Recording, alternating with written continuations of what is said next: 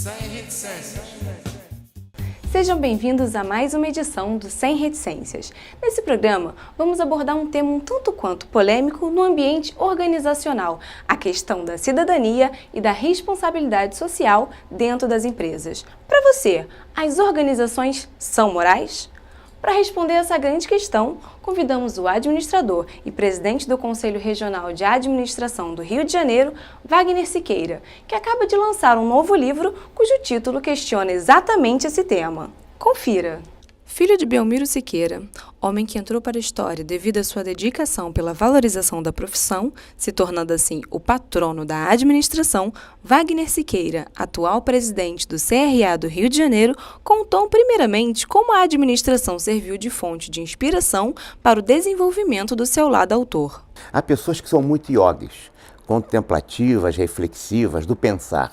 Acho que a essas pessoas deve ser destinada a área basicamente acadêmica, do pensamento autônomo, da reflexão, né, da elucubração intelectual. Há outras pessoas que são absolutamente comissárias, quer dizer, são aquelas que você dá uma tarefa e ela realiza de qualquer maneira. Os executivos, né, e eu acho que uma característica que eu tenho, que possa me descrever melhor em relação a essa questão, eu sou o pior dos comissários, ou o menos, eu sou o pior dos iogues, né? E o menor dos comissários. Talvez eu seja a ponte entre um pouco de iogue e um pouco de comissário. Essa ideia de reflexão sobre a realidade e também de construir me dá tanto prazer, né? Realizar uma tarefa, um trabalho, ter um sucesso e um resultado positivo numa organização como seu dirigente, como me dá também de pensar e escrever um artigo, um livro ou fazer uma palestra. Então, o desafio intelectual me agudiza, me acicata, tanto quanto a realização da tarefa. Então, talvez eu não seja nem iogue, nem comissário, mas esteja entre transição entre o iogue, o pensador, e o comissário, o realizador. Entre vários temas possíveis, Wagner Siqueira assinala que a iniciativa em escrever seu novo livro intitulado As Organizações São Morais surgiu da necessidade de demonstrar a separação das ordens sociais e empresariais dentro das organizações. O que me levou a escrever sobre esse tema foi uma reflexão, trazer um contraponto para colocar ferramentas fundamentais no mundo das organizações, como a ética empresarial, a responsabilidade social, a empresa cidadã, nos seus devidos termos, né? Se você pensar, por exemplo, o respeito ao cliente virou quase que um dogma no mundo das organizações em geral. Não há seminário que você não vá, que você assista, palestra, que todo mundo não diga que o respeito ao cliente. Eu costumo brincar, né? O cliente, nesses casos, fica pior do que Deus, porque Deus perdoa e o cliente não perdoa. Mas o mundo das organizações começa a discutir o respeito ao cliente como se fosse um valor moral. Na verdade, não é. Não é. Então, essa deformação que as organizações praticam em relação ao respeito ao cliente, eu fui ver se tinha respeito ao cliente nos textos religiosos clássicos, como a Torá, como ao Corão, como na Bíblia, não encontrei. Fui nos filósofos clássicos, também não encontrei. Encontrei em todos o respeito ao próximo. Mas você dirá, mas o próximo não é o respeito ao cliente não é o respeito ao próximo, já que o cliente é um próximo? Não, por quê? Porque o cliente e o próximo são o cliente é um próximo muito diferenciado, é um próximo que pode pagar. A empresa não se movimenta pelo dever, a empresa se movimenta pelo seu interesse. Então, quando você coloca um tapete vermelho para um cliente, né, aspas, respeito ao cliente, você o coloca para ele comprar mais. Você não o coloca, né, como um valor moral. Então, eu acho que esse livro traz uma contradição, um contraponto, né, uma reflexão. A gente não está buscando adeptos e adesões. Nós estamos buscando, com esse livro, trazer a reflexão. Se cada um discute os dogmas dominantes ou as práticas dominantes para revalidá-las ou para efetivamente alterá-las, nós estamos cumprindo o nosso papel. Então, o papel do nosso livro tenta trazer, talvez um pouco pretensiosamente, é trazer ao debate, à discussão, essas questões da hierarquia das ordens, que determina o comportamento humano e das sociedades, e também nas organizações, porque nós estamos assistindo claramente essas distorções. Como eu disse, o respeito ao cliente está se transformando pouco a pouco, não em todas, mas eu diria em muitas organizações, como se fosse um valor moral. As organizações hoje selecionam quadros cada vez mais por pessoas afins. Como há muita dispersão de valores no mundo moderno, o jovem, a sociedade se tribaliza. Quando a sociedade se tribaliza, a empresa seleciona quadros em função das tribos de suas referências. Então você busca alguém que vista a camisa da empresa, você busca alguém que tenha, né, o espírito da empresa, que tenha atitude que é próxima à sua. Então, depois de algum tempo, as organizações passam a ser ocupadas por pessoas afins, semelhantes. Questionado sobre a resposta para a pergunta que intitula a obra, o administrador é incisivo. Não. As organizações não são morais, mas também não são imorais. As organizações são amorais. A moral habita um reino, as organizações habitam outro reino, que é o reino econômico. E esta confusão de querer colocar moral, né, no mundo da economia, no mundo da ciência, é que tem criado grandes confusões na face da Terra, no processo político macro, no processo organizacional agora. Quando você quer erigir a responsabilidade social, ou o que é empresa cidadã? A empresa cidadã é a que cumpre as leis de um país, mas cumprir a lei do país é obrigação de toda a organização, de todas as pessoas. É que não remove um departamento ou uma planta de um lugar para outro. O que é empresa cidadã? Então, nós temos que voltar às ordens, à hierarquia das ordens que marcam basicamente a realidade das organizações. Nós estamos falando muito na crise do petróleo, né? Está no mundo inteiro. Temos aqui a questão, infelizmente, da Petrobras. Qual é o valor moral? Né? Não tem esse valor moral, né? Marx quis moralizar a economia, quer dizer, através de valores morais adequados, da política, ele queria criar aqui a utopia da realização plena do ser humano na face da Terra. Nós vimos o que deu isso, né? Mas essa questão de dizer que as empresas elas estão focadas no lucro e não no valor moral, elas não agem com valor moral, isso se dá de forma ampla e restrita? Claro, isso é da natureza da organização. Quer dizer, o que o empresário, o acionista, o dono, o proprietário da empresa vai usar como resultado o interesse, pode ser benemerência, pode ser só o ganho de ganância, vai variar de empresa para empresa ou de acionista para acionista dentro da mesma empresa. Mas a função da empresa não é o exercício de um valor moral. Quem tem que ter valor moral não é a empresa, quem tem que ter valor moral são as pessoas que a integram. São os seus dirigentes, são os seus colaboradores. Não existe moral da empresa, existe moral na empresa.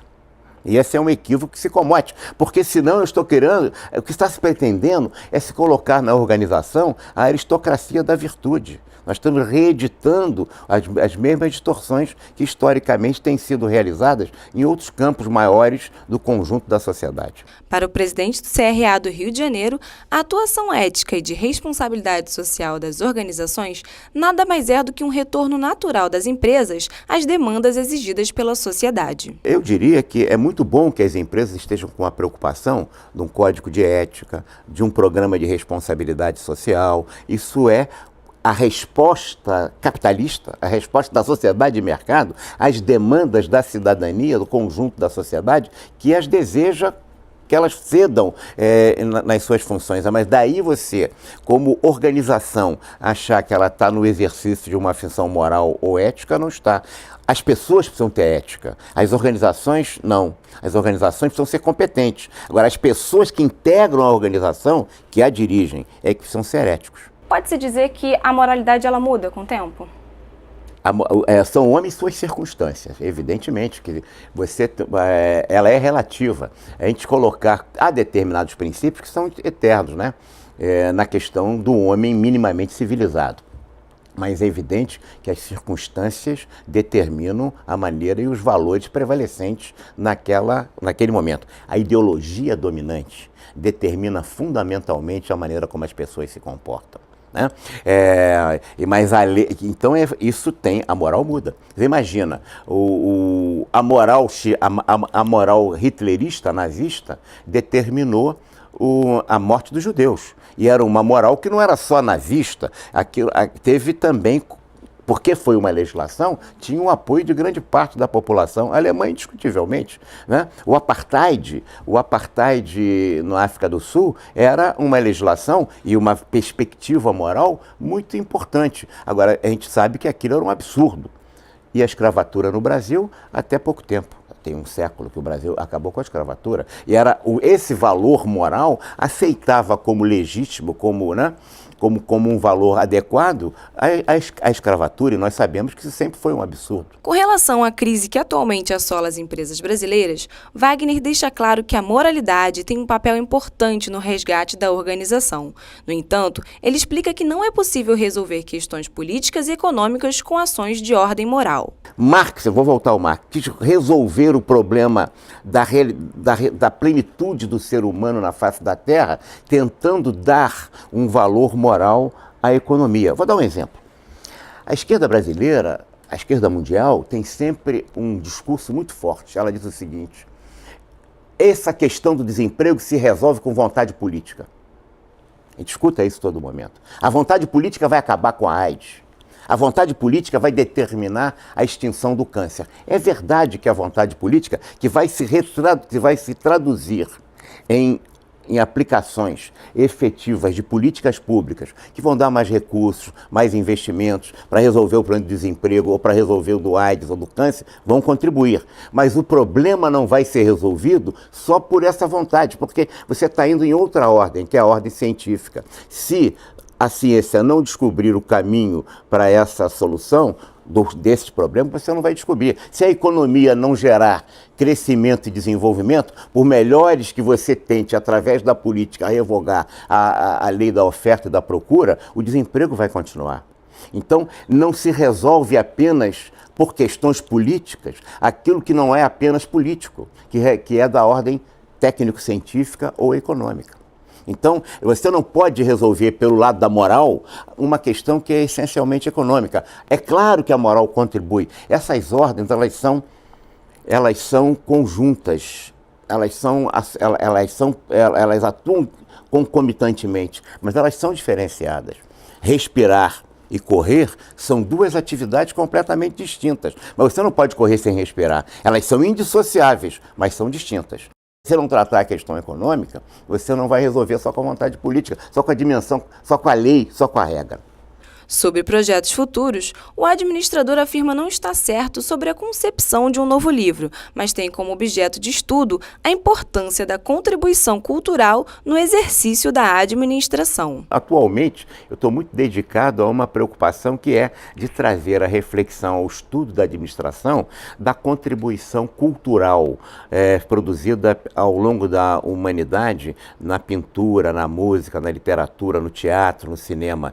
Essa é uma preocupação que me move nesse momento. Pode ser que isso venha a dar alguma coisa, trazendo o link entre, por exemplo, que uma obra de Shakespeare, ou de Gogol, né, ou de Mayakovsky, nos traz, e a teoria das organizações, porque entendo que a teoria das organizações, ela tem sido, ao longo do processo histórico, uma teoria de legitimação do status quo, do establishment, da sociedade de mercado. O fato econômico determina o comportamento das pessoas, mas se a sociedade de mercado amanhã acabar, a teoria das organizações acabam também, porque essas teorias foram formuladas para dar eficiência, para serem funcionais, adjetivas, não substantivas, à lógica que prevalece na sociedade de mercado no mundo inteiro. Ao final de sua entrevista, Wagner Siqueira aproveitou a oportunidade para convidar os administradores para participar do 14º FIA,